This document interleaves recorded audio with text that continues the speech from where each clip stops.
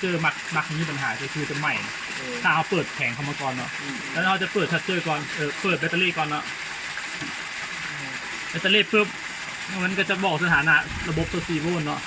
บอกสถานะของโหลดของอย่างต่างๆคือโหลดตัวนี้เขาจะไปลงเลยตัวนี้มันโหลดสำหรับดอกไฟตัวนี้เนาะแต่ว่าตัวนี้มันเป็นระบบอันทด4 โวลต์เขาบริไซตัวนี้นะมันจะขึ้นลงยามมันเนี่ยแล้วมันจะบอกระดับแบตเตอรี่นะมันแหละแต่ว่าเวลาเขาใส่นะมันจะแล่นขึ้นลงถ้าเขาใส่ตัวนี้เลยตัวนี้หลังจากเปิดตัวนี้แล้วปุ๊บเนาะเขาก็มาต่อสายไปคือว่าต่อตัวนี้เขาเปิดเนาะนี่ต่อตัวนี้เป็นลมแล้วขั้วเขาหมายเขาล็อกให้แล้วเบอร์จะบลงแล้วตัวนี้เขาจะบุญขอจับได้เวลาเขาเห็ดแท้เขาจะเอาขอจับมันล็อกตัวนี้ก็นี่เข่าเนาะนี่มาเข้าแข่งขาเท้าตัวที่บวกลมเนาะแล้วมันก็บลงอยู่แล้วเขาล็อกแล้ว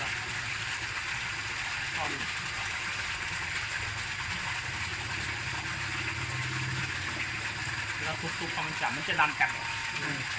อันนี้มันจะต่อสายแล้วนะเขาเอาเปิดตัวนี้อันนี้เป็นสเต็ปที่2เนาะเปิดเบรกเกอร์ตัวแผงตัวแผงเข้าปุ๊บแล้วมันจะมีสัญญาณตัวนี้เนาะบอกแต่ถ้าปิดมันจะบ่มีตัวนี้บอกถ้าเปิดมันจะเห็นแล้วสังเกตว่าถ้าสมมติให้เป็นแล้วเปิดอันนี้อยู่แต่ว่าตัวนี้บ่เห็นหมายความว่าต้องมีปัญหาตัวนึงเนาะถ้าย้ำแดดอยู่แต่ว่าไฟตัวนี้บ่ขึ้นเลยแล้วเขาต้องได้กวาดเบิ้งเพราะว่าวันนี้เท่านั้นมันต้องขึ้นตัวนี้มันจึงที่สากแบตเนาะโอเควันนี้ตัวนี้ระบบหรือว่าทำงานปกติแล้วสากแบตสากวันนี้เขาจะมาใช้อินเวอร์เตอร์เนาะอินเวอร์เตอร์ตัวนี้จะมีปุ่มปิดเปิดอยู่นี่เขาจะเปิดตัวนี้แล้วเพื่อให้อินเวอร์เตอร์ทำงานแล้วตัวนี้เป็นสวิตช์เบรกเกอร์ของปลั๊กเสียบตัวนี้เปิดตัวนั้นเพิ่มเขามาเปิดตัวนี้เปิดปลั๊กเสียบสามารถใช้วันนี้ปลั๊กเสียบจะใช้งานได้เนาะนี่ดอกไฟเนาะ3 หูนี่ถ้าเขาจะขยายเขาก็ปลั๊กเสียบต่อเลยเนี่ยทุกหูจะมีไฟเนาะทุกหูจะมีไฟแล้วมีกรณีหนึ่งคือแบบ